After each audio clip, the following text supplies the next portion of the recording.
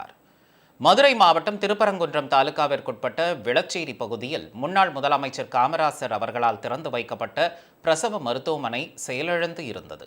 அதனை தற்போதைய விருதுநகர் நாடாளுமன்ற உறுப்பினர் திரு மாணிக்கம் தாக்கூர் மற்றும் திருப்பரங்குன்றம் ஊராட்சி ஒன்றிய ஆணையர் உள்ளிட்டோர் மருத்துவமனையை மீண்டும் புதுப்பித்து மக்கள் பயன்பாட்டிற்கு கொண்டு வருவது குறித்து ஆய்வு மேற்கொண்டனர். தொடர்ந்து திரு மாணிக்கம் தாக்கூர் செய்தியாளர்களிடம் பேசினார். பாஜகவை பொறுத்த மட்டிலே மற்ற கட்சிகளில் இருந்து இரவல் வாங்கி கட்சி நடத்துகின்ற நிலையில் பாஜக இருக்கிறது.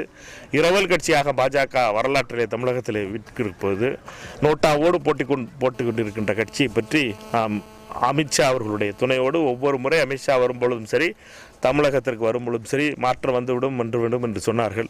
2015 இதே மதுரை மாநகருக்கு வந்தார். நீங்கள் எல்லாரும் பார்த்தீர்கள் என்ன மாற்றம் வந்தது. 2016 நோட்டாவோடு போட்டி போடுகின்ற நிலையிலே 16 தேர்தலில் இருந்தது. மீண்டும் அமித்ஷா அவர்கள் 2018 வந்தார். இருந்த ஒரு நாடாளுமன்ற தேர்தல் தொகுதியையும் 19 இழந்தார்கள். இப்பொழுது மீண்டும் ராசியான அமித்ஷா வந்திருக்கிறார். பாஜகவிற்கு என்ன நடக்கும் என்பது